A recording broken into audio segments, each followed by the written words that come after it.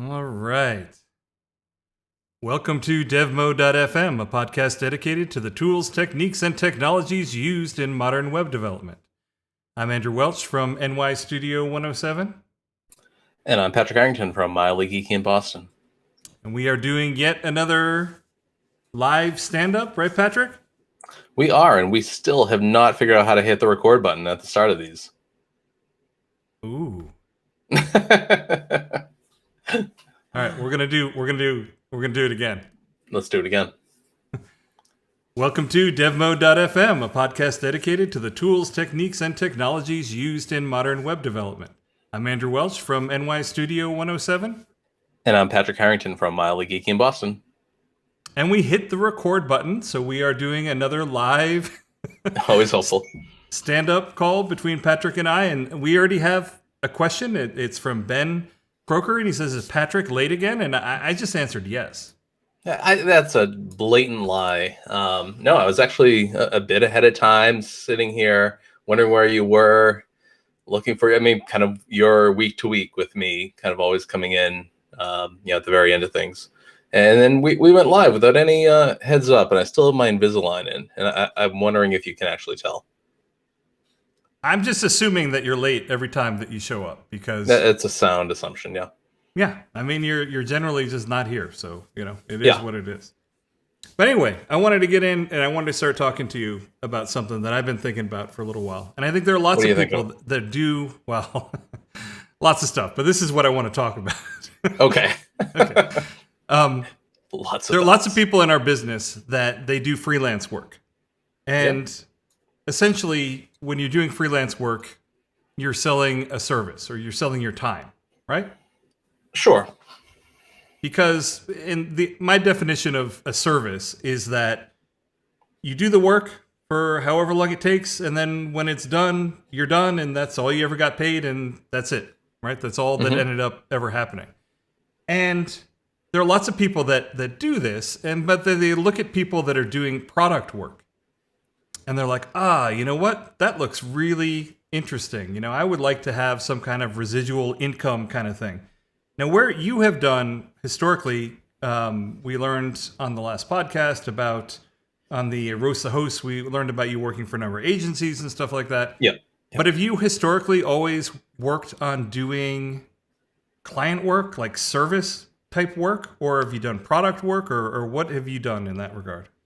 Yeah, really, I've always, and I think most agencies are like this. They're kind of doing sites, getting in there. I'm sure there are some agencies out there that do product work. I think of like ThoughtBot here in Boston. Their entire work is, if you have an idea for a SaaS or a business or something, you'll build it. And they're an agency that does that. But even then, they're coming in, maybe they're supporting it for some time after, but they're not the ones that are owning that and reaping the benefit of it. Everything I've done has always been essentially at the end of the day selling my time and expertise to a client, whether it's on an initial project or on a consulting arrangement thereafter. But basically building a site rather than building a product and then being involved in getting paid as that product does well or doesn't do well. Yeah, and you're right.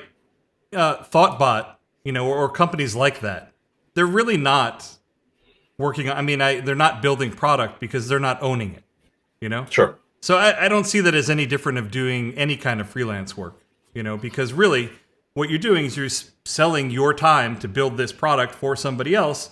And when they're done building it or the contract is over, then you're done and you just part ways and that's it. That's the end. In terms of me, like I have pretty much my entire life been selling product in one way or another. Yeah. Which is not to say, okay, so here's a beef of mine. Just because someone has been doing something for a long time doesn't mean that they're necessarily any good at it. There are lots and lots of people. You've done all right. Yeah, you've done all right. I'm not talking about me in particular, but what I'm saying is someone will approach something and they'll be like, I've been doing that for 10 years or whatever it is. Doesn't necessarily mean that they're any good at it. So I'm just prefacing it with me saying that I've been doing it for this long. Doesn't mean that automatically makes me an expert at doing product work. I think I've been reasonably successful. I could have been a lot more successful. I have always kind of been at least somewhat of a slacker intentionally. Just because I've always enjoyed, like, one of the big things I did, all the crazy stories we tell on devMode, I traveled so much when I was younger. All over the place, doing all sorts of stuff, because that's what I wanted to do. I wanted to travel and see the world while I was an able-bodied person, not while I was in my 60s on a cruise ship, asking what's at the buffet tomorrow. Like, that just wasn't never my idea of anything interesting. So, I mean, there's the old saying about how, a lazy programmer is the best, someone that's trying to do as little work as possible and get as much outcome out of it, and, write less code, but write maybe good code is the hope, I think, with any of us. I guess all I'm saying is that I was never 100% focused on growing a business and making incredible amounts of money. Sure. And I'm the same way. I mean, I've been kind of a 2-man, sometimes 3-man crew for 8 years now. And yeah, I mean, I could have gone back and tried to grow and get larger, but at the same time, and maybe you're the same way. I mean, people have talked about a lifestyle business or something where you can work enough to have a good lifestyle now, be able to save enough for retirement, but you're not looking to take on the world and build the next happy cog or what have you. I mean, all respect to people that have done that, but I've looked to have a good balance between how much I work and how much I'm able to not work. Yeah. And I don't want to make excuses for anything either. All I'm saying is I know for me personally, it was a conscious choice to not go crazy and doing that. And if that's your thing, if that's your personality, you want to conquer the world by being incredibly successful at business, then go for it. Whatever. It just wasn't really my thing. I always just wanted to make sure that I was enjoying what I was doing. I wanted to have some fun doing whatever I was doing if it was possible. I wanted to enjoy it. And I also wanted to have time to do the things that I wanted to do. And part of what allowed me to do that was doing product work for so long. Yeah. Because if you do product work, you can set up an infrastructure around you that it's not on autopilot, but it's going to be okay if you leave for a month or whatever it is that you do. Whereas if you're doing client work, you're literally selling your time. If you are on a boat somewhere, off the coast of Belize doing whatever you're doing, you're not making any money. You're not servicing your clients. Everything kind of goes to a standstill to an extent. Now, I understand that you can build up a company. You can be someone like Matt Weinberg, where you got all these people working for you, and then you can go on a vacation or whatever. But there you have also built a product, and the product that you have built is the business. The business is now the product. You know what I mean? Yep. But I want to talk about product work just because I think there are a lot of people that do contract work, that do freelance work, and they've been eyeballing it, and they've been thinking about from the perspective of, well, it sucks chasing down clients. It sucks always building something for somebody else. Yep. I would like to build my own thing, or I would like to have something that brings me some kind of residual income so that I'm not constantly on the clock. I mean, have you ever had thoughts like that? Yeah. I mean, we've done. So much of what we've done has been built off of Craft CMS before that Expression Engine, and I've definitely found that we're building the same custom integration for client after client to the point where, I think this is how you start SEOmatic. Like, man, I'm building this over and over. Why it seems like 80% of the needs could be built into something that's more prefab. Definitely, and we've done some early work starting to build that out, but not to the point where it's ready to bring to market. Definitely, there's some places where we're just building the same thing over, and in a way that I think someone will want to take it off the shelf and use it as well. We've had that going on, and it's something that I'm looking at doing, I think, this year. It's typically in the CRM space. I'm trying to find places where, just by virtue of people using that CRM, I already know that they may have the appetite for a plugin that can be priced, at a more premium that is in the ecosystem of what those you and I have talked about. So like what people are already paying. I don't want to build a plugin, then have to charge $19 for it, and just hope that no one ever has to submit a support call for it. I'd rather have something that has a beefier cost, and when there's a support call, it's because they've found a bug in it rather than they don't know how to install it. But that's the dream. Both can work, right? I mean, you could sell something for $19. You just have to sell an awful lot of it. Ton of them, or the support costs have to be pretty low. in whatever it is that you're putting out there. I mean, it's not that there are lots of people that make fortunes selling $19, $9 products, you know? I mean, but I guess what I would ask you is, what is your motivation? Like, what are the reasons why you're interested in building a product? Is it because you're sick of doing it again and again? Is it because you are interested in changing the nature of the work that you do? Or is it, you know, a combination of these things? Or what are the reasons why you've thought about doing it? Yeah, I mean, it's almost like the idea of an annuity. I want to be able to do some work up front and then just reap benefits from it for a long time after. I remember, who was it? I think it was it Peers Conference a few years ago? Guy who he actually ended up, Garrett Diamond, I think his name was, who had an amputation, I think, below the leg. And he talked about how important it was that he had started a SaaS product. And that was almost something that, when he was going through a really challenging, to put it mildly, medical procedure and recovery and all that, it was such a blessing for him to have that SaaS product that he literally could not work on the business at all, but there was just monthly recurring revenue coming in based off of that. Right. There's definitely some desire to that, to do some work up front and have money that comes in afterwards. The old make money while you sleep. But also, be able to someday take more time off and not have to worry, what if a site goes down? What if this happens? What if that happens? I'm sure. Make money when you sleep sounds like the title for some cheesy book. It probably is, right? There's got to be a book or a video series of people that say make money while you sleep. Yeah, Ryan Ireland's in the chat. He's saying bring back the fireplace. Sorry, dude, it's gone. Let me see if I can step back. You see that over there? It's gone. Oh, right. You modernized.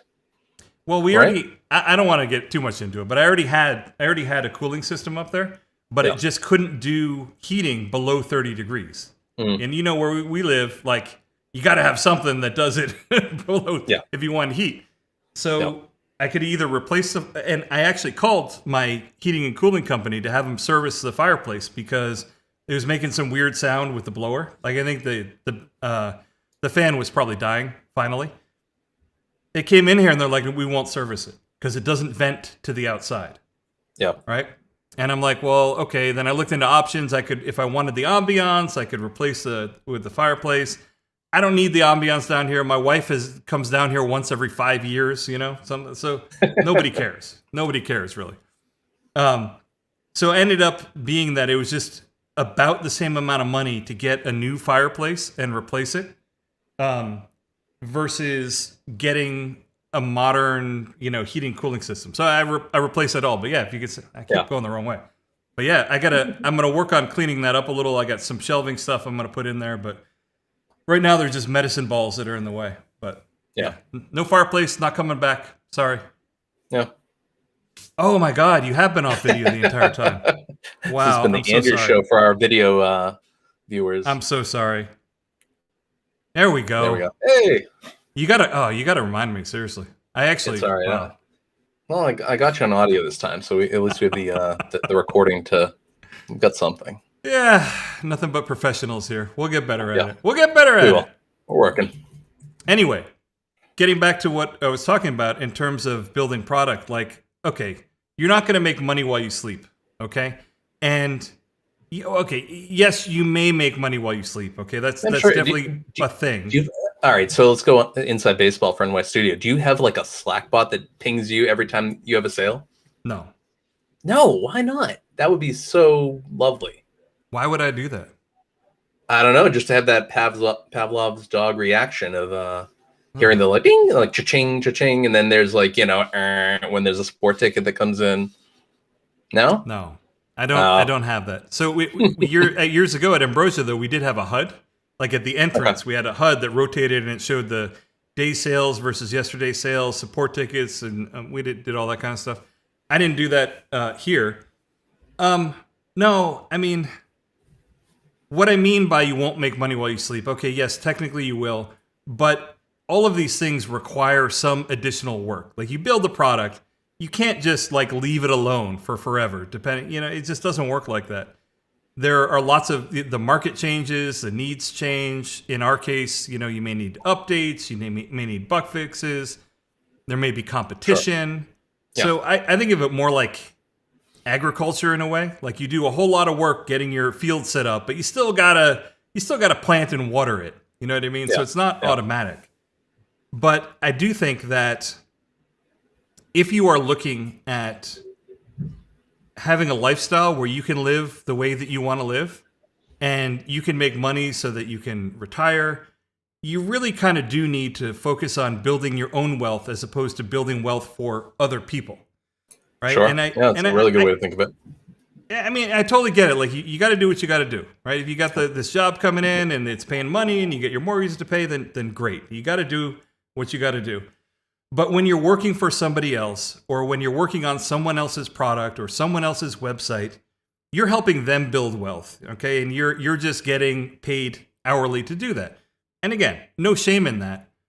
But I think that if you want something longer term, something that will allow you to, kind of live life the way you want to live it, you got to focus on building your own wealth. And the best way you can focus on building your own wealth, at least in our skills, like the skills we have, is building your own product, at least in my opinion, Yeah. So are you going to do it, Patrick? Are you going to build a product? Yeah.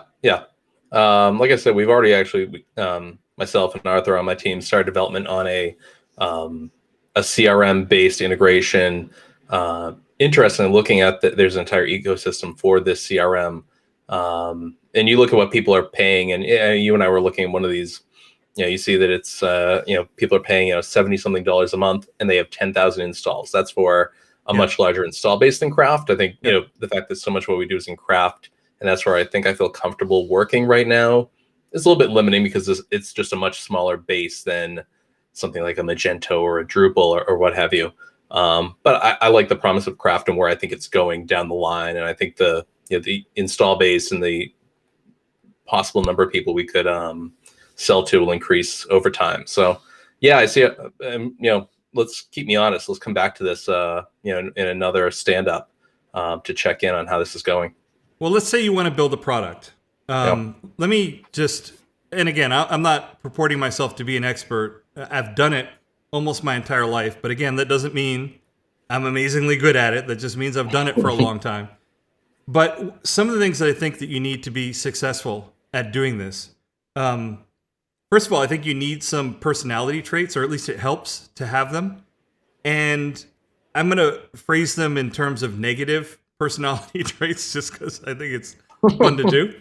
So I think if you're a little bit intolerant, I think that will be helpful in terms of being able to build your own product.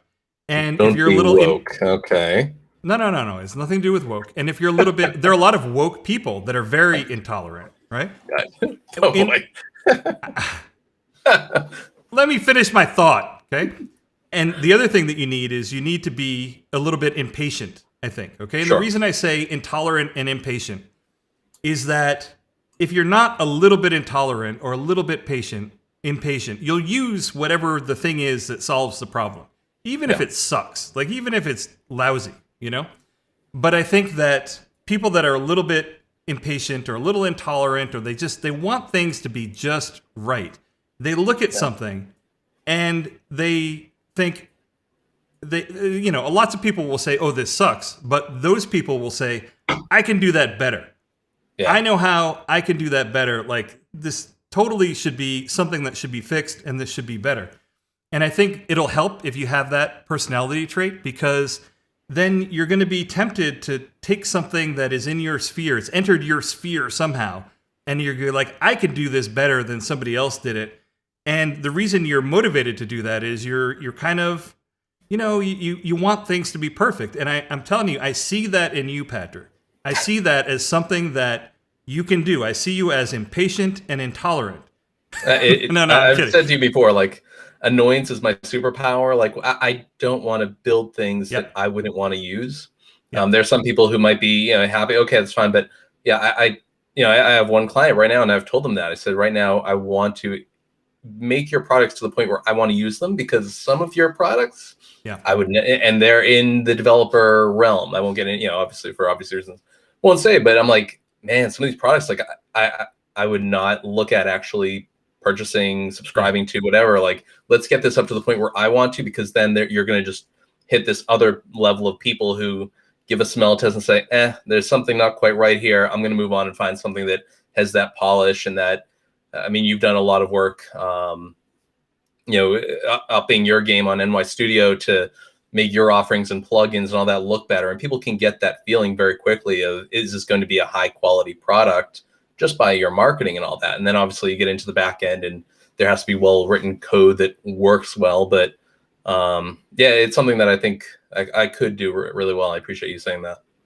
Yeah. And, Andrea in chat is saying that impatient with action and patient with results, which is a better way to say it. But I'm just using these normally negative words because I like doing stuff like that. So be intolerant, be impatient. The other thing is, I think you need to be motivated. And I've said it a number of times, but a lot of people think they want to be their own boss. A lot of people are terrible bosses. You have to be motivated. I mean, you just really absolutely have to do it, because there are certain humps that you just have to push past. And if you don't get past them, it's just never going to take off, But, okay, so another thing that I think helps or will be really helpful in building something is it's something that you know about. Now, could you just enter a particular sphere, learn everything there is to learn about it, and try to come up with a product? Yes, you could. But I think you're putting yourself at a disadvantage. So take stock in the things that you know and the things that you're good at. And they don't have to be necessarily tech related. It could be something else entirely. Maybe Patrick is a closet cigar aficionado and he would come up with a cigar trading website or something like that, But take something that you're interested in, something that you already have a natural affinity for, and use that as something that you're going to try to turn into a product or a service. Because let me tell you, man, it's real work. Like there's no shortcut here. It takes a lot of work to do this. And if it's something that really interests you, that's going to help get you over the finish line. As opposed to like, what's something you have no interest in? There are probably lots of things I have no interest in. You have no interest in. I think about the craft plugin world, building a form builder or something like that. Like, no interest in that. Zero. That is, and people, but part of it's that people have already done that pretty well. Yeah. To think about the craft plugin ecosystem, which is what I have in mind. But yeah, I mean, that wouldn't get me excited. It wouldn't get me going at all. But I'm not even sure thinking outside the box. But yeah, I mean, I think, Ben Croker in the chat here said, good to start by scratching your own itch. Mm-hmm. And certainly if you can find something that the problem really well and you have ideas about what sort of solutions people want. For our video users, we're looking at socks right now. Andrew has socks that I as someone who have very cold feet, are a little bit envious of because they look fairly thick. I don't know where Andrew's gone, but I'm sure he's about to tell us about his socks. No, I'm not going to tell you about the socks at all because that's not particularly interesting. Just trying to see if I could keep the chat going. I don't know what that was. No. Okay. So, and Ben's comment about scratching your own itch is important, but the way you have to think about things when you're talking about making a product out of something is not just how do I scratch my own itch?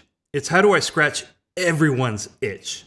You know what I mean? Yeah. And that is a big transition in the way that you need to think about the thing that you're building. So you might approach this from the point of view, okay, I'm a craft developer, and I've noticed for a lot of clients that I work with, I have to build X, Y, and Z for every site that I'm building something for. I'm going to build a plugin or something like that allows me to build X, Y, and Z. If you keep your focus there and you just make it very specific to what you're trying to solve for yourself, then all you've really done is you've made it better for you. And there may be an overlap, right? There may be a certain number of people that also have the exact specific thing that you have. But I think to really turn something into a product, it's kind of like it's cheesy because it's, the tree versus forest view, but it really is like when you're solving the problem for yourself, you're focused on the tree in front of you, right? But you want to like zoom back out and imagine you're picturing a forest down there, and then look and see if you can enlarge that circle to encompass a whole lot of people.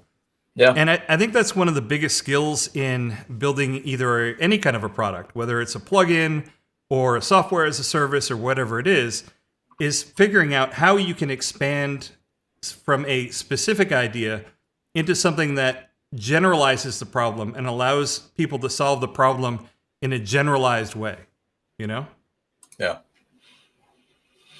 And I think that's a skill, and I think that takes work, because it takes work to be able to look at, this is the problem I'm having, but what is this problem from a generic point of view? Like, this is the specific problem, but what is this really? You know, is it a way that it could be abstracted and be more generalized so that people can come from various angles and then also find use from this? And I think that is an area where a lot of people stumble when they're trying to take their great idea and turn it into something that would be a product that they sell. You know, like you may love songs of the 70s, Patrick, but you're going to have a limited audience if you're doing like, you know, a karaoke radio program for songs of the 70s or something like that. You know what I mean? Maybe. I wouldn't discount songs of the 70s. Best music was in the 90s, and it's not even close, but yeah. What does it say? Everyone, like, the time they were 13 or whatever is when they think the music was at its peak. Let me think. Yeah, I mean, pretty much. Like, I think new bands, I haven't picked up a new band since, like, my mid to late 20s, something like that. Yeah. Probably. Although I had a weird Rage Against the Machine revival. I was never really into them when I was younger. I got super into them later on. But anyway, you have worked for clients for a very long time. Obviously, I don't expect you to say anything bad about your clients. They're all wonderful, all that kind of stuff. Let's talk about the type of work that you do in general when you're doing client work. Like, what is that like to you? Do you like being on the clock? Do you bill hourly? Do you bill weekly? Yeah, typically we've done fixed bid. We try to just understand where they are, what kind of appetite they have for the project, what they're trying to do they have a budget, and if early on they say, oh, we don't have a budget, we just want you to come in and tell us what this will cost, then I try to throw out some numbers just to get an idea of what range they're in. Be like, okay, you know, if I say 50,000, will that scare you? And they'll be like, no, we actually expected this, you know, to be much more than that. I'm like, okay, good. Or, you know, if they say, oh my gosh, no, we thought this could be like $5,000. Like, oh, okay, so you need like a WordPress template that we're going to stand up and, you know, spend some time on tweaking, but not, you know, building a really bespoke custom CMS like you can get out of Craft. Yeah, so typically fixed bid, you know, trying to set up scope early on. I love the rush when you start a new project and it's all just no lines of code have been written yet and everything is possible and you can do this one better than the last one and, you know, the one before that.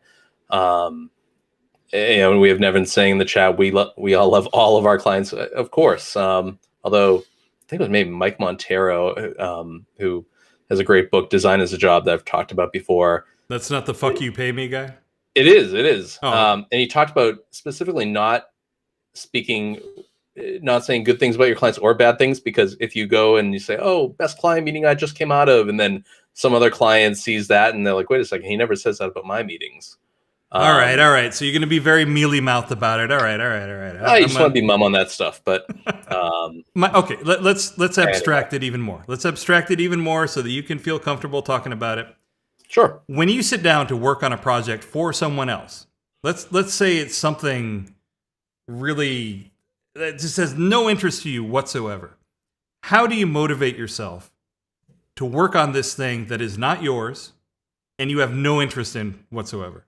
I mean, so first of all, I'm not the type that takes on a project that I have no interest in or have. I almost have, like, if I had a client that, I mean, I've had clients that are, but like financial service, some like just generic gray boring No, thing. no, you're wrong. I always find something to hook into and get myself emotionally attached to their success. I don't think I would do well, and maybe you're very tricky and are trying to get me here, but I find something to really love about all of my clients. I haven't found, I mean, man, I guess if someone made like just widgets, like literal, maybe they're just like 3D printing things and drop shipping. Like you'd have to really work hard to get me to not Right. find something to love about a client. And then I'd probably still just find a client contact that I thought was a great person. I'd just focus on the person instead. But I think you need to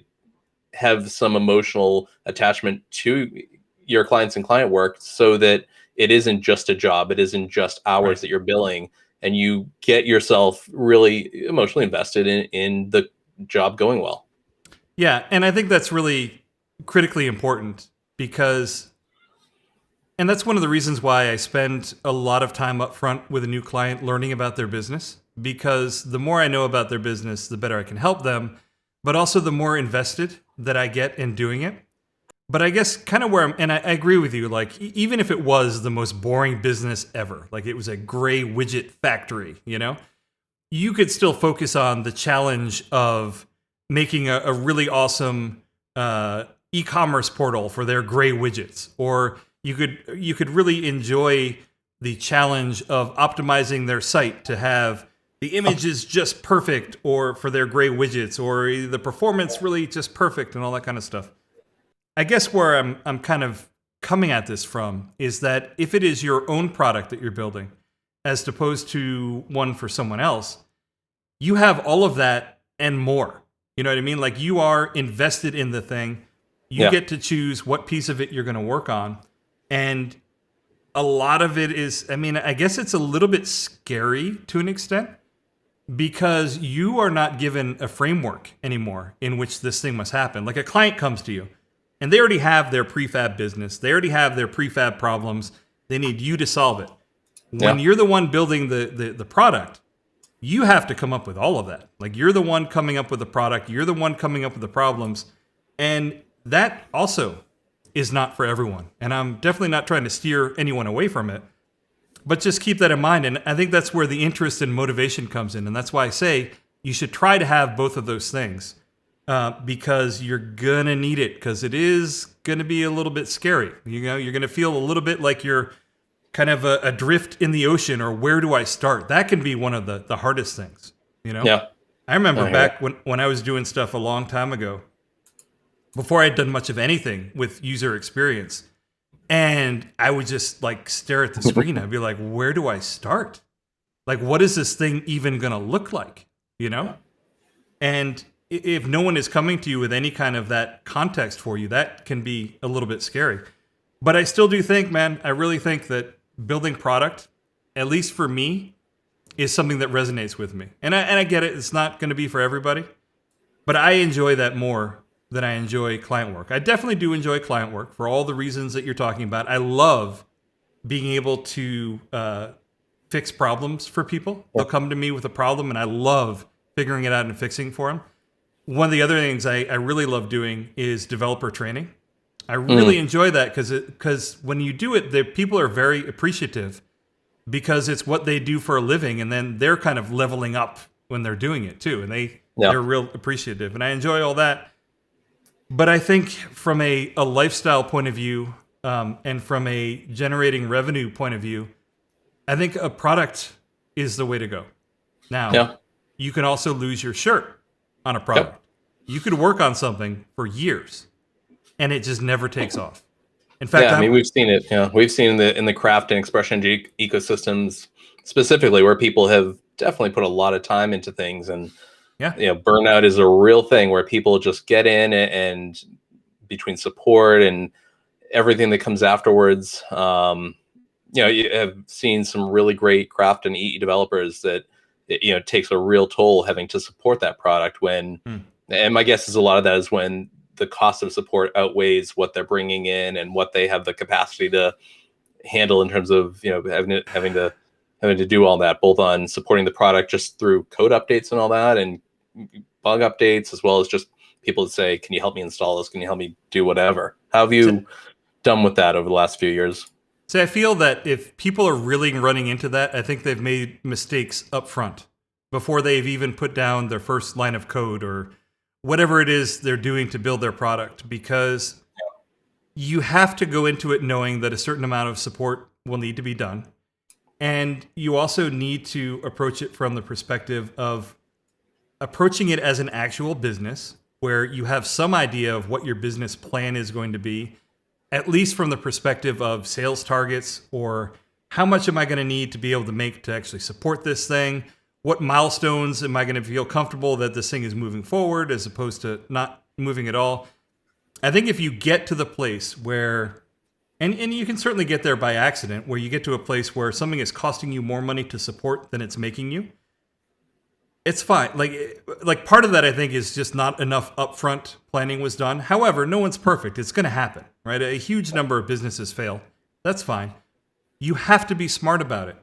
If something is not working out, you either have to come up with a plan for fixing it, a legitimate business plan for how you're going to fix it, or you got to get rid of it. Yeah. That's it.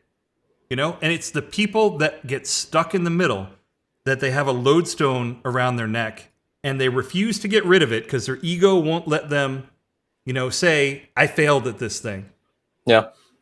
Those are the people that run into the problem. You have to be able to look at it with a completely honest viewpoint and either say, I've got a plan for this to work, or I'm going to cut my losses on it and I'm going to figure out something else to do. Super important to do that. Yeah. No, you make some good points. Yeah. Any other thoughts there? I mean, I could go on about it all day. But I'm sure. Yeah. Let's check in back on this because I do want to get something moving. I mean, it's not going to come together in the next 2 weeks. It's not going to come together before the next episode. But yeah, let's make sure we check in on this. I know you've actually done some sessions where you talk to people who are starting a business or running, you know, a service, and kind of almost doing coaching. You know, different people keeping up with each other and keeping each other accountable. Which I don't know if you want to talk about, but sure. This could be a good way to, you know, check in on my grand plans.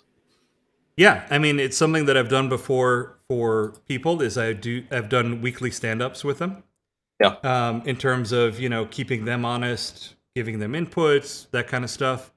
I just realized I never actually answered your question about, you asked me how things were going for me in terms of support and everything.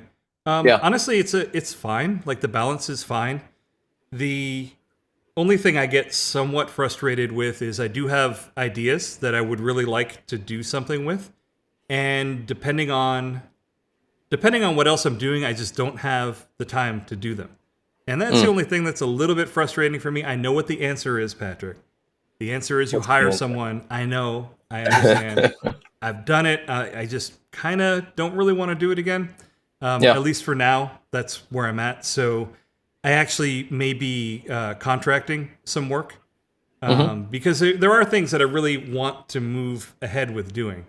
So that's it. But other than that, it really honestly is fine. I think that, again, a lot of times if you end up in a terrible situation, sometimes it just happens, right? It's true. Like, you know, bad luck, bad planning, bad circumstances, it all happens. But a lot of times you can end up in a situation because you didn't do the work up front, because you didn't plan this thing, because you didn't check the market to see what is the market like. Is this thing viable? You know, et cetera, et cetera. There are things you can do. If you're just going to, and it's fine. If you just want to develop something, throw it out there and see if it works, that's fine. Okay. But understand that you're at greater risk of it not working out, or not understanding why it's not working out if you do that. And then just be willing to cut your losses if that is happening, you know? Yeah. And Ben Croker is saying peer reviews are something I think a lot of us could get better at, especially when developing our own products. I agree with Ben that is definitely helpful. I think that each person needs different things. Like, some of the people I've done stand-ups with, it has been just to keep them honest, to make sure they're actually like doing what they should be doing. And it was worth it for them to talk to me just so they could be accountable to somebody. You know what I mean? Because they had worked for someone else for so long, it was difficult for them to work on their own and have no one to be accountable for, right?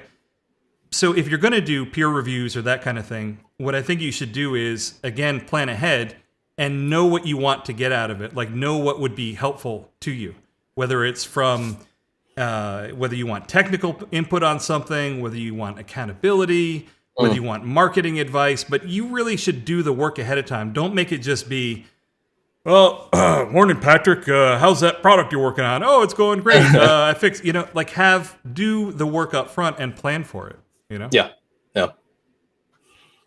But anyway, we'll talk about this again. But I just wanted to get my views out there on it, that at some point you have to look at creating your own wealth. And I'm not saying that you can't do well by working for somebody else. You can, right? And it's very comfortable. And believe me, like, I get it. If you got kids to support, you got a mortgage to pay, it's scary as hell to not have a dependable paycheck that is coming in. And I get it. That's why if you're in a situation like that, you should definitely do it on the side, whatever it is. Yep. But that's how I started the company. I was working at the larger agencies, and I was like, okay, I don't want to be, if someone has to downsize or whatever, and I can just be removed next Monday with no advance notice.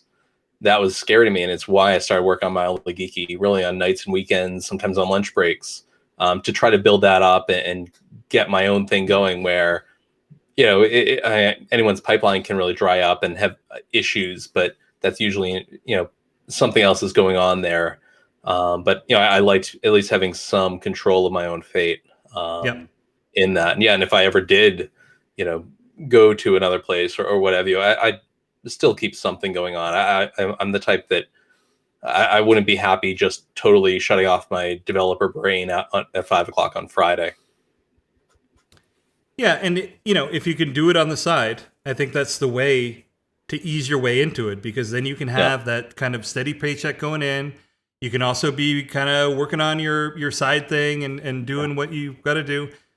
I think one of the most important traits that you have to succeed especially when you are working on your own, is you just have to be super honest with yourself in terms of your abilities, in terms of what's working and what's not working.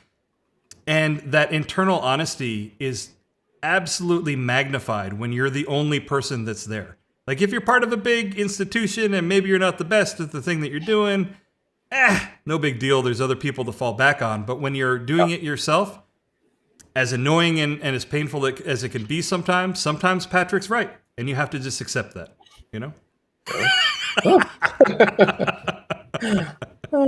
But I really do think that, if you're going to be starting your own thing, you got to be honest and approach it with some work and plan stuff ahead of time, Yeah. Let's see. We got, I can't remember if it's Andrea or Andrea. I apologize because I said it wrong at least one time just then.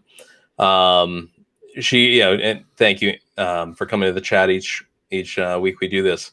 One of the cool thing, Andrew, that you and I had the opportunity to do was chat on Clubhouse.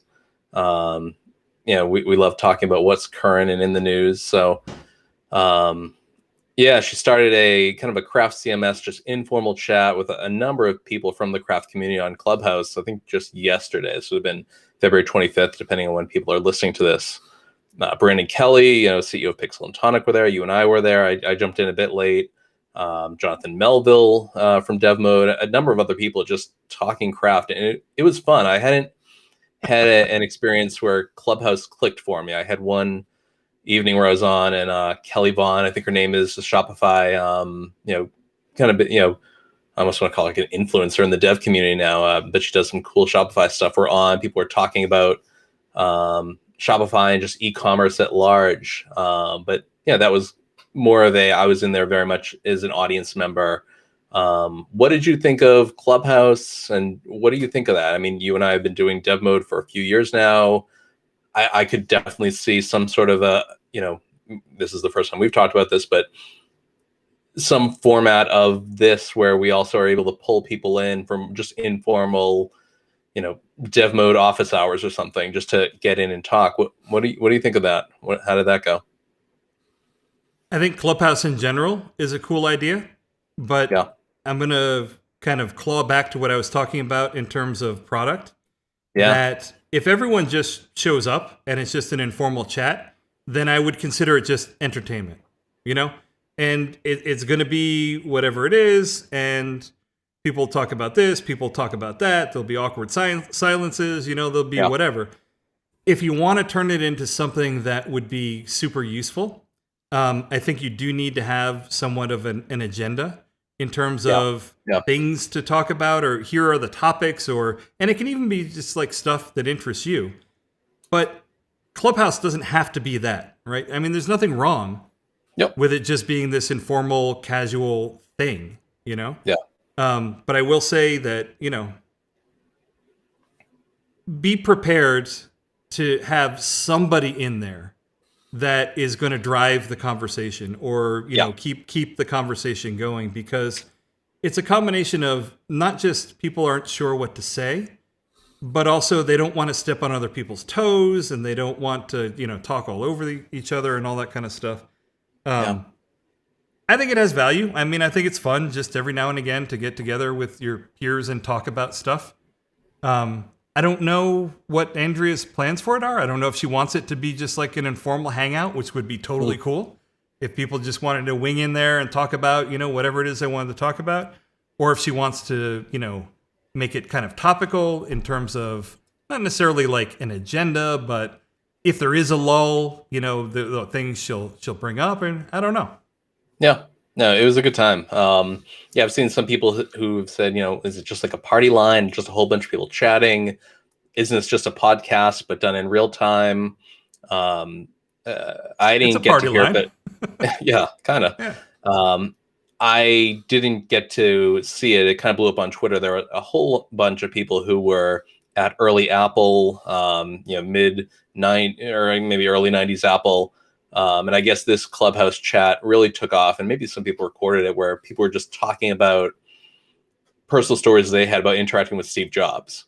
And I thought it was interesting. This was on Accidental Tech Podcast, but they're saying this was the sort of thing where they had 20 different people all in there going, you know, for hours and hours talking about personal stories they had. A lot of them have been told before on like folklore.org or one of those, but talking about some of the more new stories. And to try to arrange that for a podcast, and as you know better than most, trying to arrange times and get people with a good microphone. Granted, microphones are all over the place on Clubhouse, but the pure, you know, having 20 different people bring 20 different stories into a podcast would be a heck of a lot of work.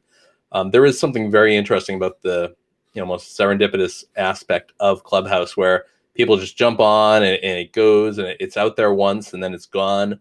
I have to think that at some point they'll have something more about archiving or preserving recordings as the service grows. And as Andrew said, you know, Twitter Spaces is, I think a number of people are trying to say, okay, how do we do more around real-time chat and you know, this new format? But it's interesting.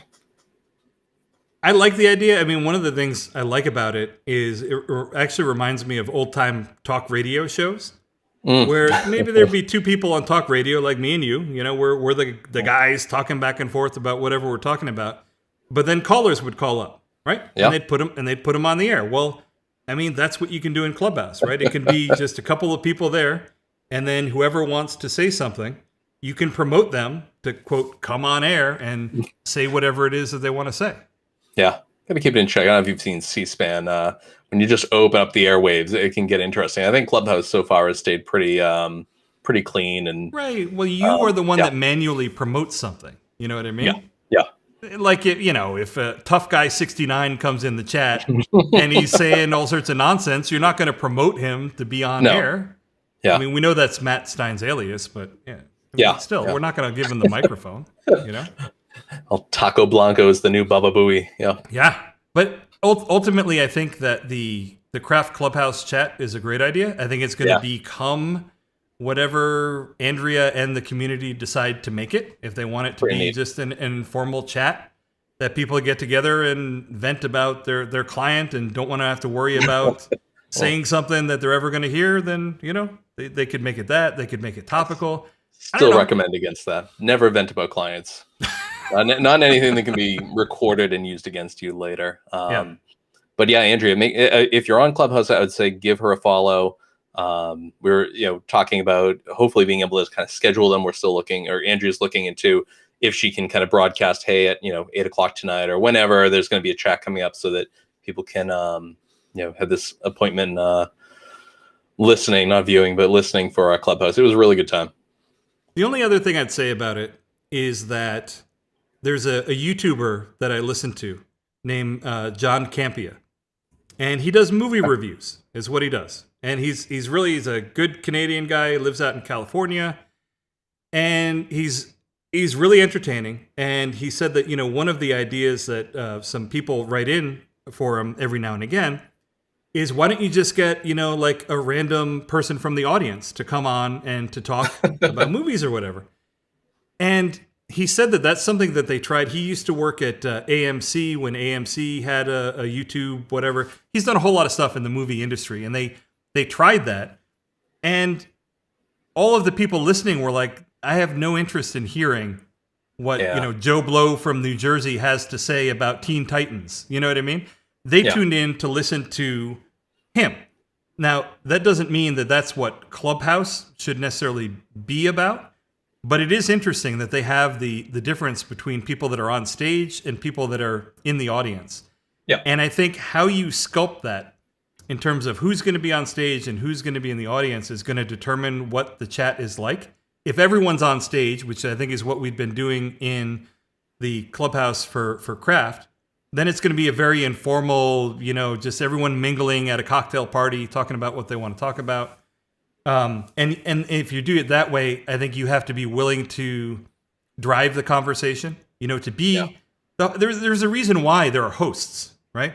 It's literally like a host's job to keep the conversation flowing at a party when stuff like that is going on. Like people, when they're holding fancy parties, they will literally hire people that they mingle around, and their job is to keep everything flowing and keep everyone happy, Yeah. They're cheap. It's easy to do. It was like when you're at a concert, which, in the before times, that people would get together and listen to music and, at a live venue. I always, Bruce Springsteen or whatever, they pull someone out of the audience and that person would get up and play guitar for a while. They're not grabbing that person at random. They're not just saying, hey, who can play guitar? And they just pick someone out of the audience and, okay. And they grab a guy up.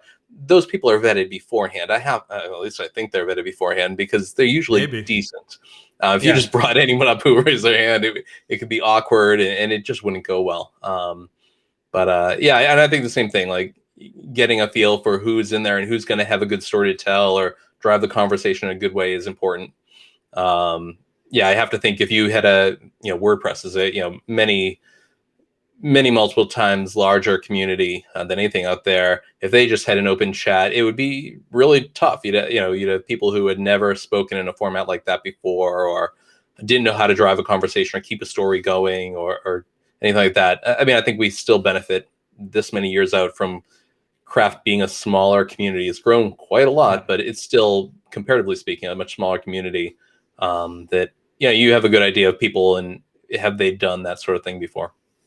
And you're making a really important point, because just because someone isn't a good public speaker or doesn't feel comfortable speaking in public doesn't mean they don't have something interesting and important to say. A lot of times people are just not used to it. If you're a programmer and you typically are sitting behind a desk working on a problem, you're not good at stuff that you don't do. You know what I mean? Like, the more that you do something, the better at it you're going to get. And I think it's just important to keep in mind that just because someone doesn't feel super comfortable talking doesn't mean they don't know what they're doing. On the other hand, there are people that are influencers, Patrick, that are not the best technically at all. They're just good communicators or good speakers, right? And that's an important and valuable skill to have too. Yeah. I'm noting this just to keep it in mind that there are certain people that if you wanted them to participate in a Clubhouse chat, for instance, they would feel a whole lot better if they knew what they were going to talk about ahead of time. 100%, yeah. Or they had like a bullet point list of what you were planning to talk about, and then they could think of what they were going to talk about, and they'd feel more comfortable then chiming in there, you know? Yeah. Um, Yep. and it's just, just something to think about in terms of getting people in there.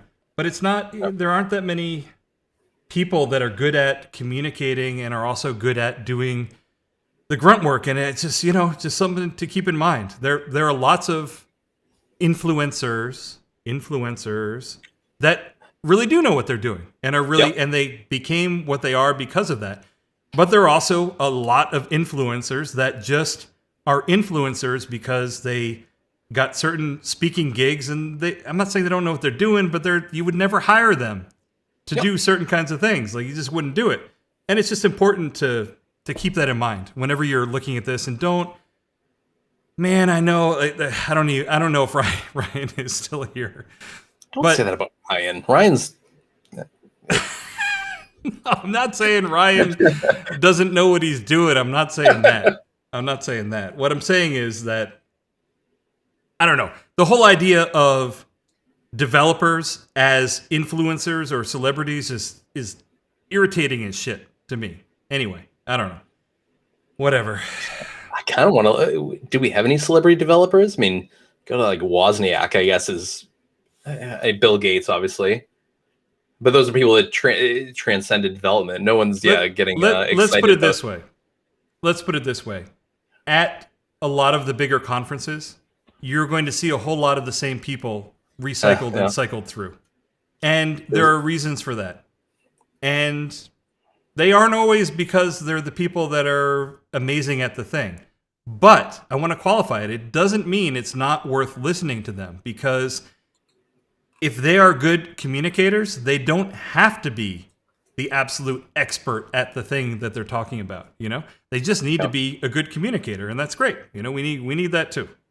Yeah, I remember there was a guy who wrote a book at one point and said, in a very certain very certain section of society, in very certain rooms with very certain people, I'm kind of a big deal. And I think there are some people like that who, and he kind of fell out after a while. But it was interesting to think about that there are certainly people that are on the speaking circuit or whatever that, I mean, I think their celebrity is very limited to like some very certain conferences and whatnot. Well, so I remember something very vividly that I thought was amusing. So as we've talked about before, I don't really come from the web dev world, blah, blah, blah, et cetera, et cetera.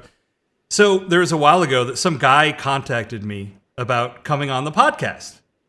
And, we're doing this for fun. We want to be entertaining and do all that kind of stuff, but it's mostly for fun, right? So I just kind of blew him off because I'm like, anyone who's like asking me to be on the podcast, like, I don't think I want to have you on, And then, who did you say no to? A number of months later,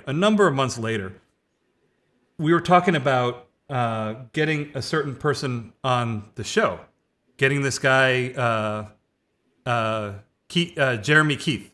Yeah. Right? And I'm like, you had no idea who he was. I think that guy sent me an email like 4 or 5 months ago about coming on the show. And you guys were all just like, what?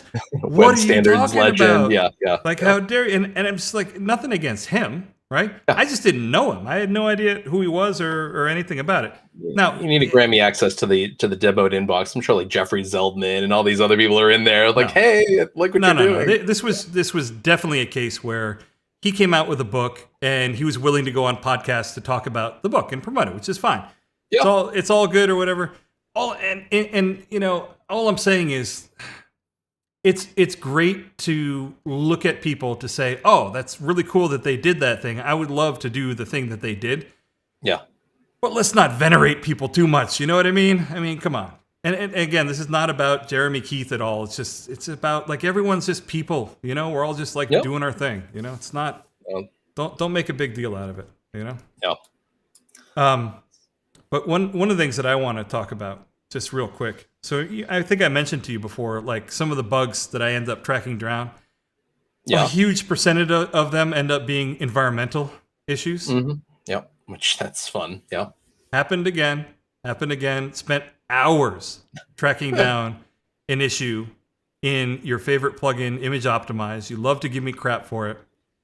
There was absolutely nothing wrong with the plugin. It was the person had the thing set up improperly where the both the asset URL and the asset path were file system paths. Oh, I haven't made that mistake in a while, but yeah. And okay. How did it work? And it worked like that in some environment, or it was literally just wrong in one environment?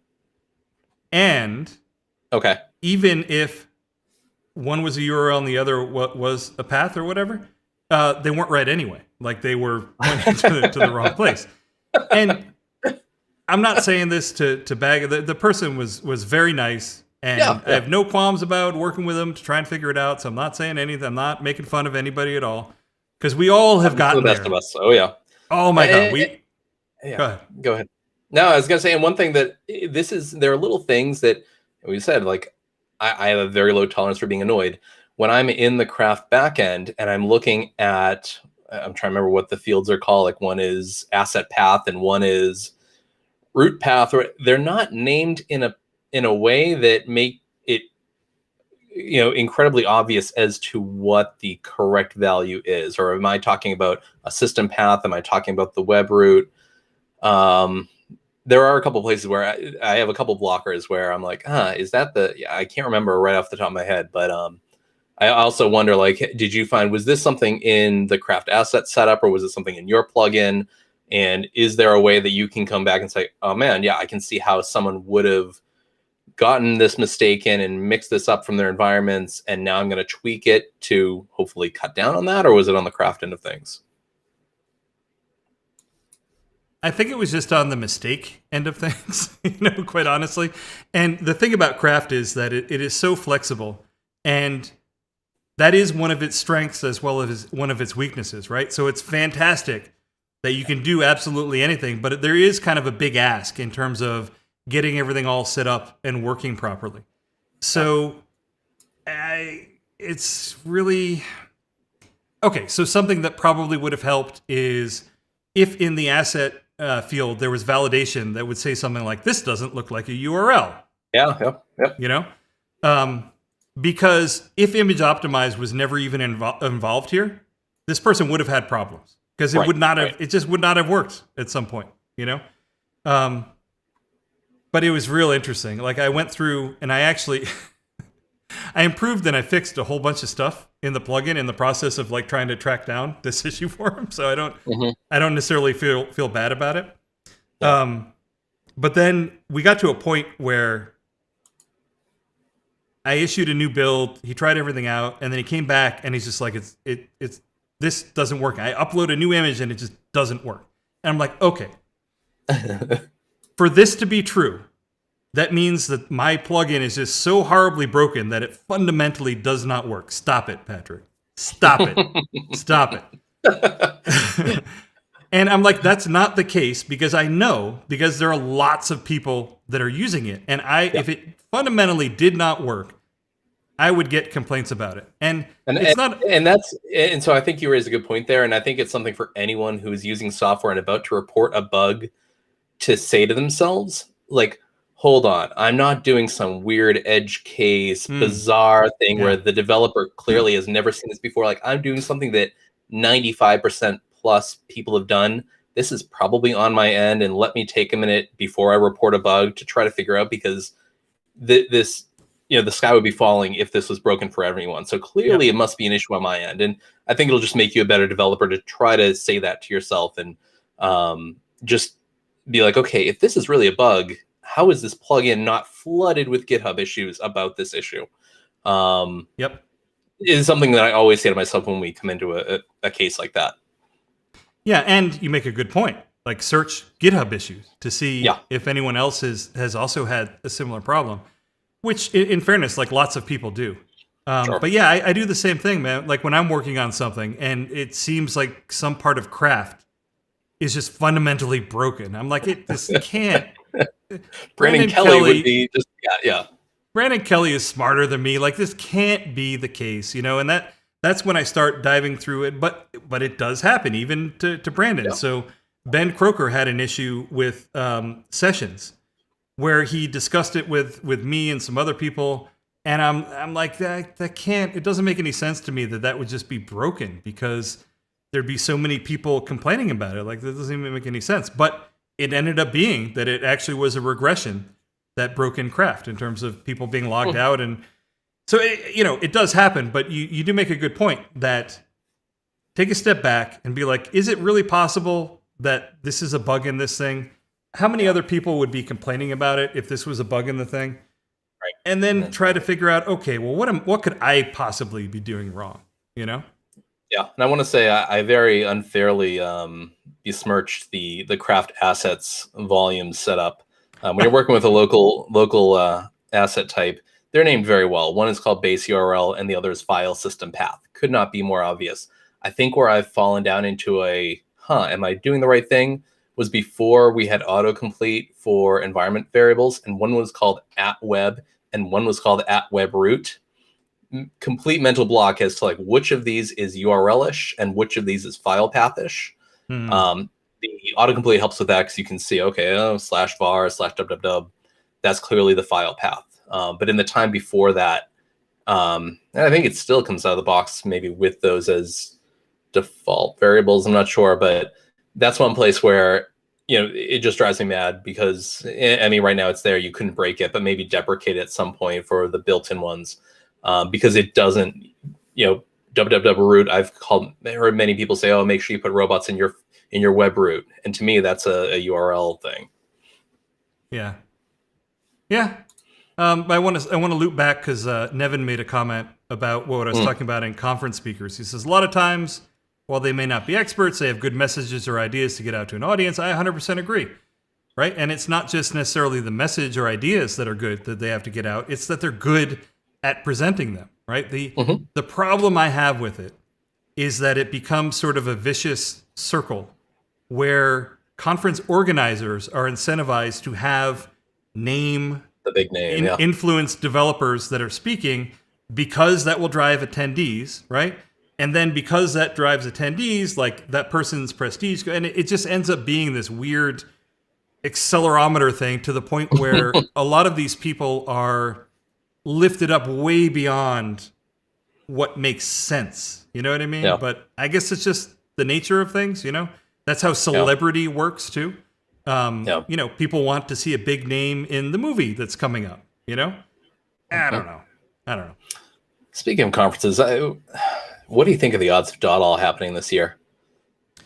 DotAll happening this year. I would say, are we talking about a live conference? Maybe, yeah. Let's say live. Yeah, I mean, right. I mean, I think they made the call fairly early on. Like, we're not going to do an online conference. I'm sure they could have come up with a, COVID.all that would have been online. But they thought, let's save and do it. Let's do it right. I'm wondering, right now we're recording this in February. Numbers in the U.S. at least are on their way down, but the EU is still, they have a long ways to go in terms of vaccine distribution and all that. I'm really wondering, when we're going to be able to get together and have a live conference again.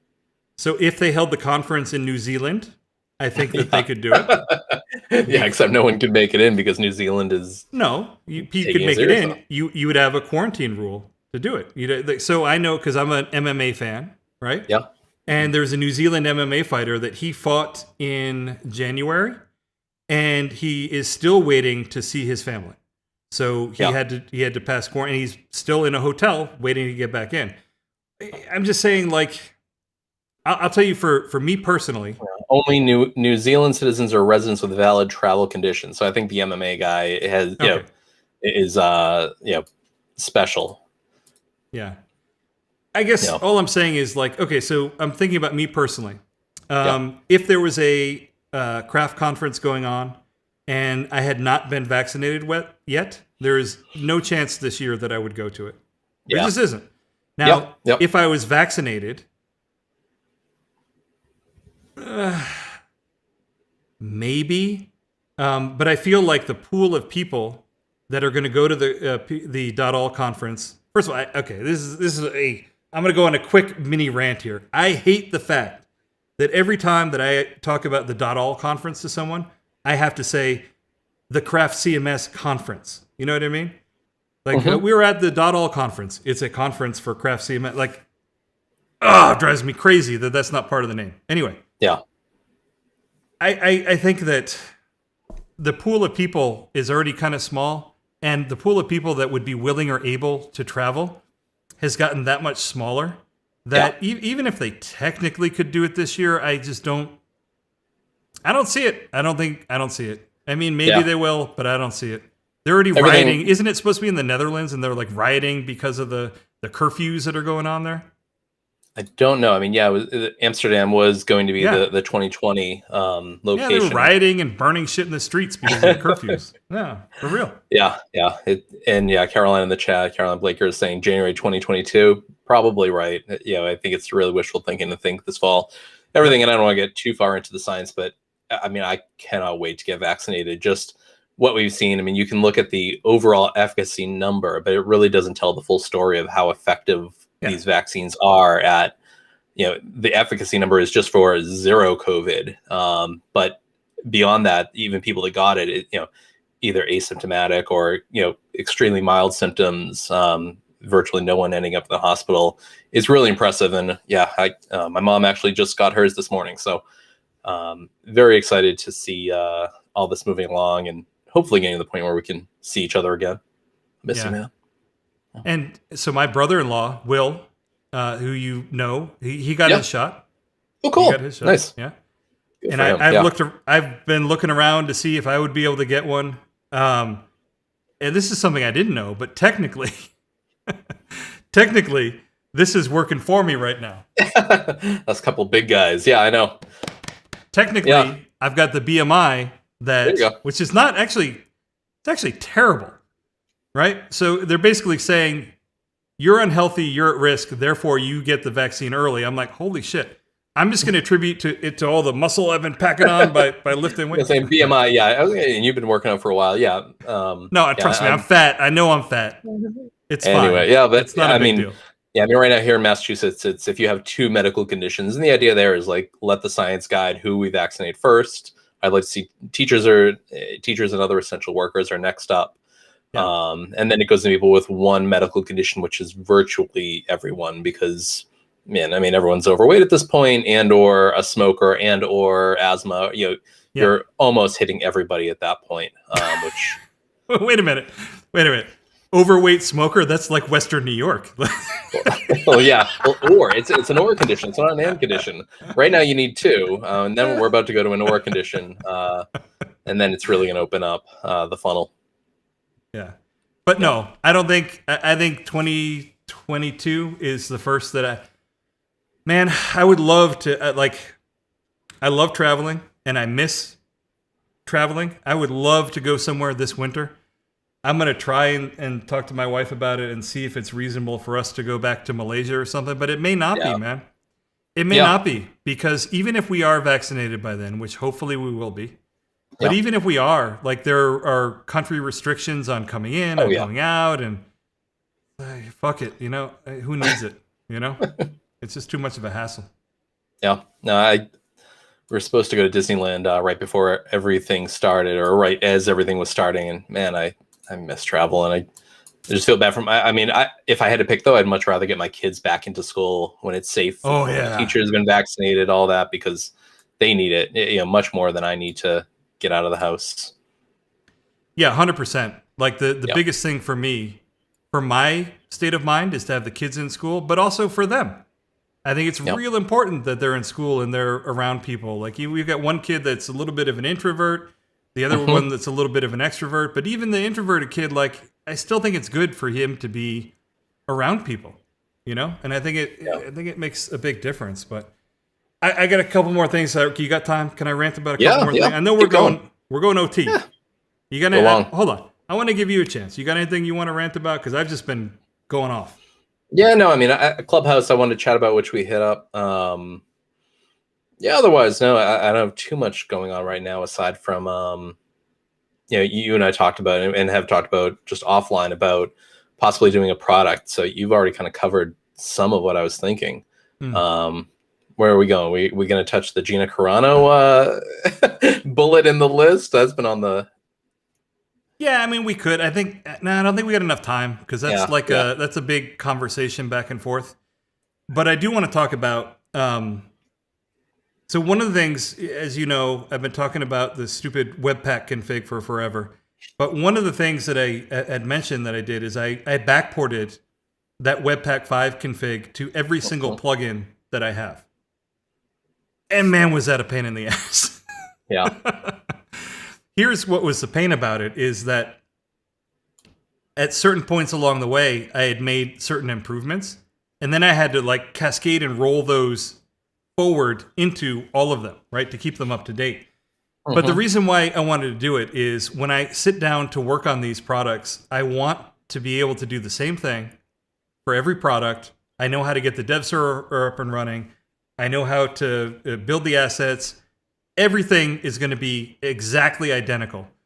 So I do think that the time invested is definitely worth it, because now I can go to sit down and work on whatever it is I'm going to work on. And I know I've got my Webpack 5 config there. I've got Tailwind. I got everything all set up to work perfectly. I got TypeScript going. And I think it was worth the investment. And I think that the short-term versus long-term investment is something that I think we should talk about on our next podcast, because that's a huge thing. I see lots of people making decisions based on short-term goals and spending an awful lot of time and pain because of that, you know? But that was really worth it for me to do that. And I think Ryan and I are going to live stream next week when we do it on CraftQuest. We're actually going to show off the build system that is built into it. And if people want to rip it off and use it for themselves, like, they're more than welcome to. But I'm going to show how to do, you're using Webpack 5 with Tailwind CSS, with TypeScript, all hot module reloaded inside of the Craft CP, like everything working. It's a wonderful workflow to have it up and running. And you don't necessarily have to know how everything works to still utilize it and plug it in there and do something with it. So we'll talk about that next time. I'll make sure we note it down. But the other thing that I did, man. So the League CSV. Oh, hold on. Before we move on, I'm curious. Yeah. You're sticking with Webpack for now. Yeah. Is that because I'm only because Nuxt has been talking about moving to, is it Vite or Vite?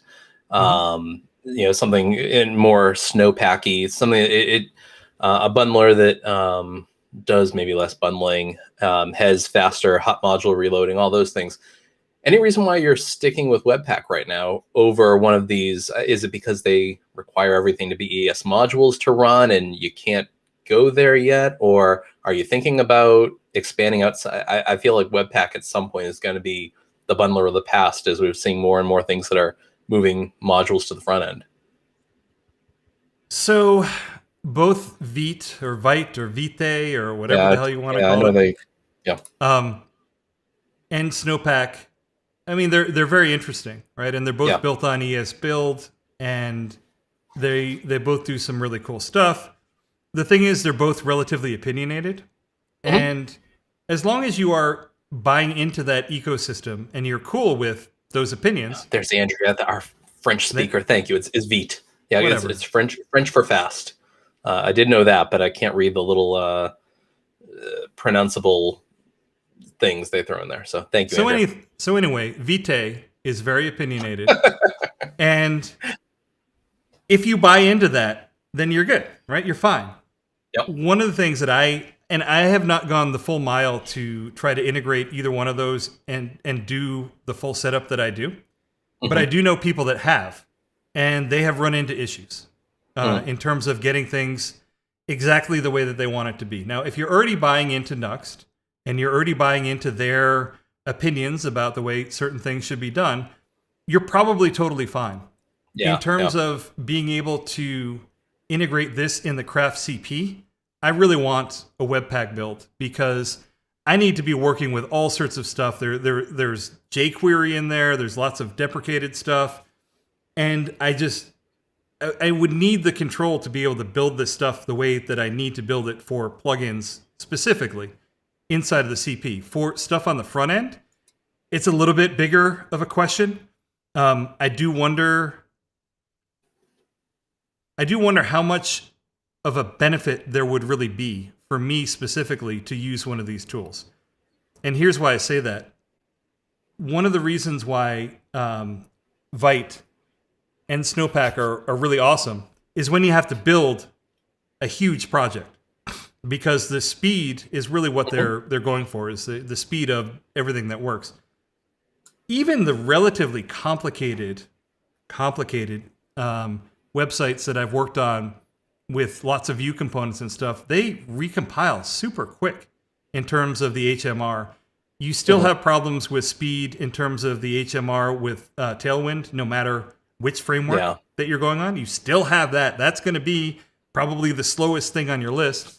Now, one of the things that Evan, you suggested is that if the speed is bothering you with Tailwind, then use Windi, which is something you can use. It's a really fast. I've never heard of that one. Yeah. Oh, you should totally check it out.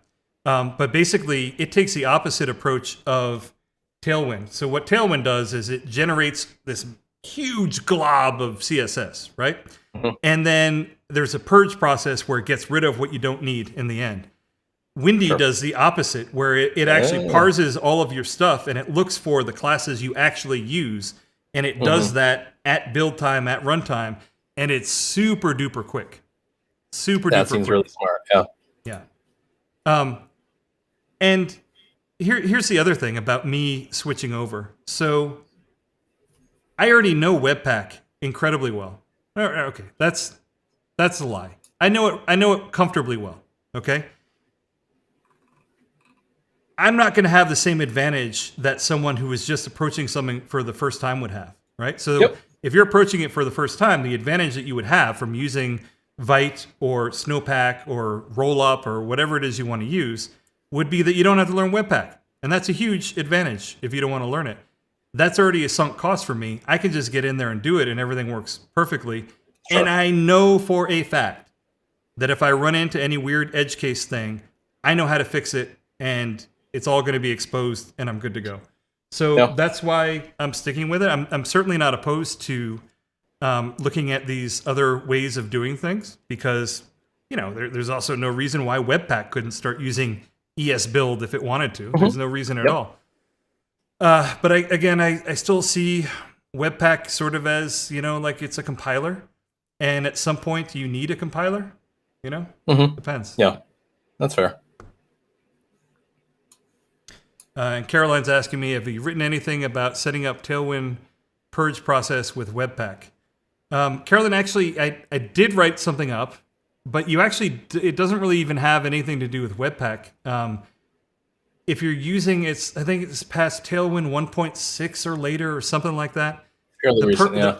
The purging is built into the Tailwind config. So you just stick it in the Tailwind config, and it will do it for you. You don't need an additional purge plugin. You don't need anything else. So just go to the Tailwind CSS website and take a look at their config, or you can go to the github.com/nystudio107/devmode, and there's a repo up there. And if you look in the build chain directory, there's a Tailwind config file, and you can see how I have it set up there.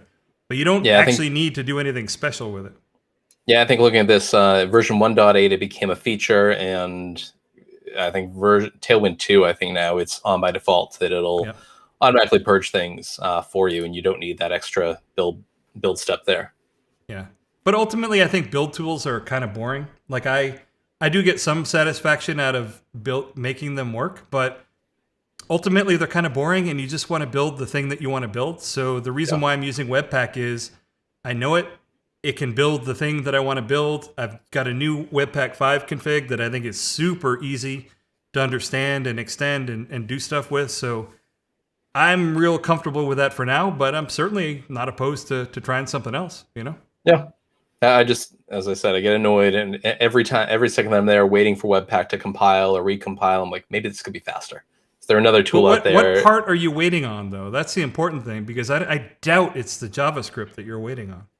Yeah, starting up containers, getting all that to get going, things like that. The actual HMR, the actual recompiling of a small component is pretty darn quick.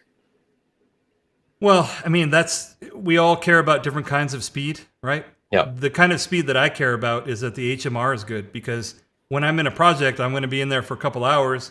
I don't care that I grabbed a cup of coffee while I waited for it to spin up. Like, I just don't care. It makes no difference to me. Yep. But anyway, the other one thing I wanted to get off my chest, because it's annoying the crap out of me, is major version package compatibility. Like issues that, and a big one is this league Yeah, you and I were, CSV yeah. package. Is that still an issue right now for PHP 8, or what's the?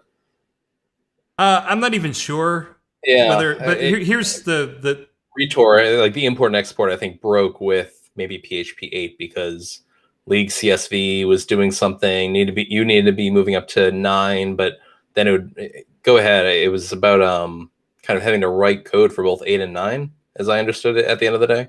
Yeah, so I mean, this is a general problem when you're using packages, and let's say I'm using version 1, or let's use a real world example. Let's say I'm using version 8 of the package, right?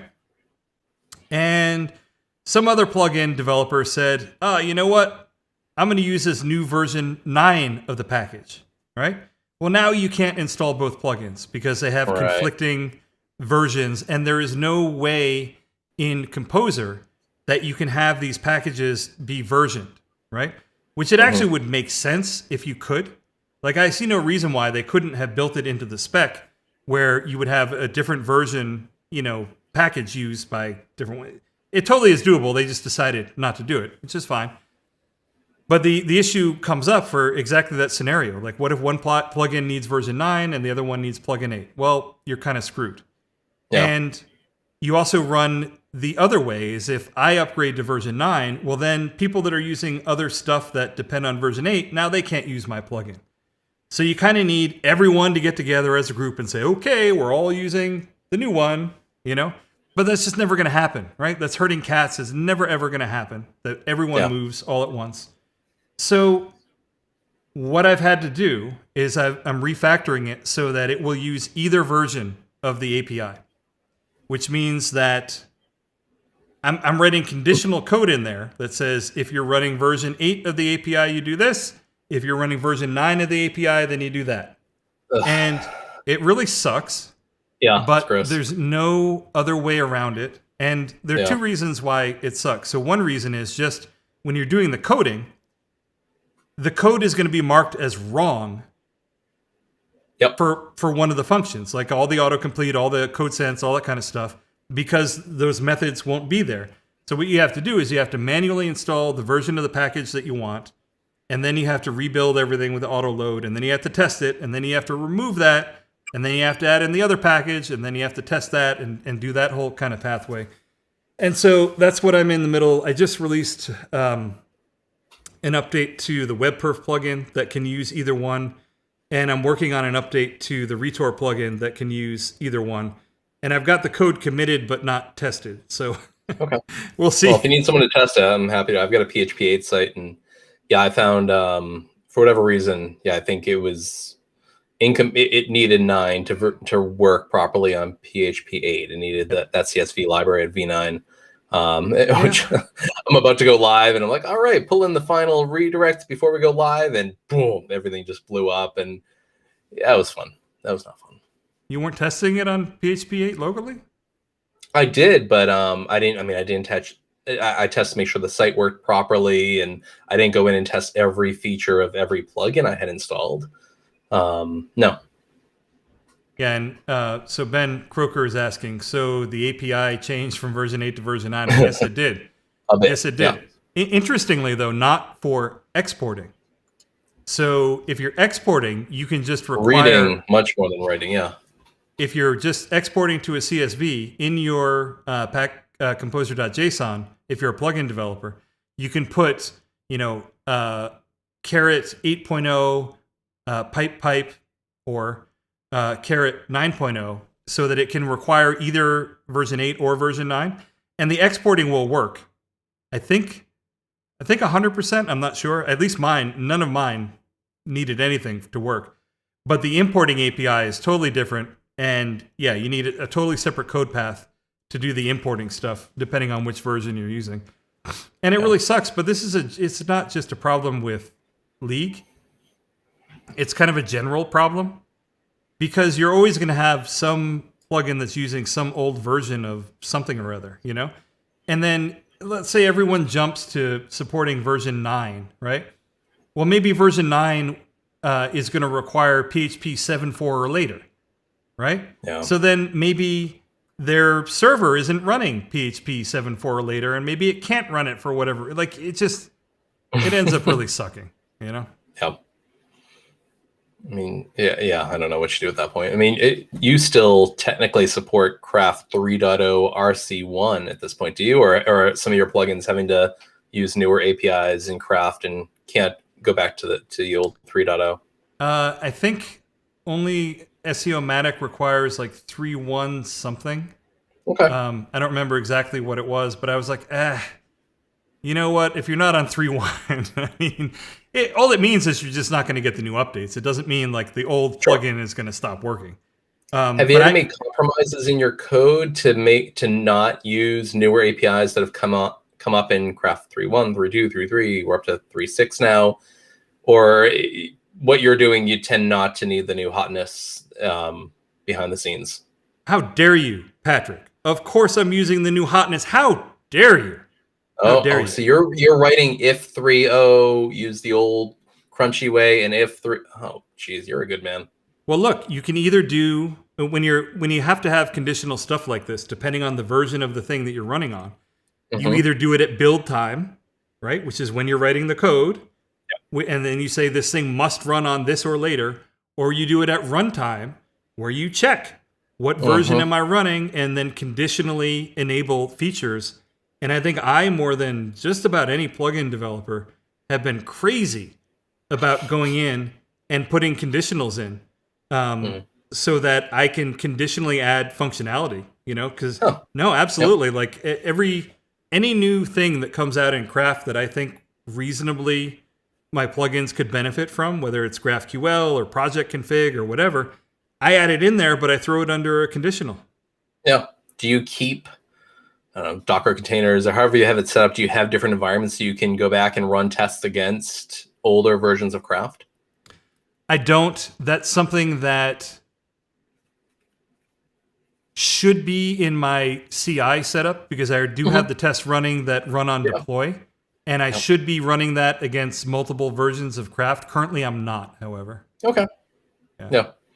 And Ben Croker is saying the same thing. He says he tolerates old Craft 3 APIs until Craft 4. And yeah. I mean, it's the kind of thing where I just look at it, I'm like, you know what? I want to be inclusive. I want as many people to be able to run this stuff as possible. Yep. I don't want to give people headaches with cascading versioning stuff like we talked about before, where they got to update to this version of that, which requires a new version of PHP. And because at some point, they're just going to say, screw it, I'm not going to update. You know, at some point, it's not worth updating their server, and DevOps may be like black magic to them. It's just not worth updating the version of PHP that's running on their server so it can use the composer package that your plugin update uses. Like, there's just not, at some point, it's just not worth it, you know? So I think it makes sense for me to spend a little bit of time, add the conditional code. Yes, it adds some complexity. Yes, it doesn't look as pretty, but I think it's the right thing to do. Yeah. Very cool. And that about wraps it up for another episode of the devMode.fm podcast. We went way over time on this one, so please like, subscribe, review, do all those things. Patrick, thanks for coming on. I expect you to spend the majority of time ranting next time we get on here. That sounds good. All right. Take it easy, everybody. Thanks for tuning in. Thank you. Dun dun dun dun dun dun dun dun dun dun dun dun dun dun. I've been reluctant to play that music on here, Patrick, because I don't want to get like... You'll get a DMCA takedown or whatever it is, yeah. No, so we get those for the audio that I put up on YouTube, but it's only in Denmark and South Korea or something. Really? It's really weird, yeah. Yeah.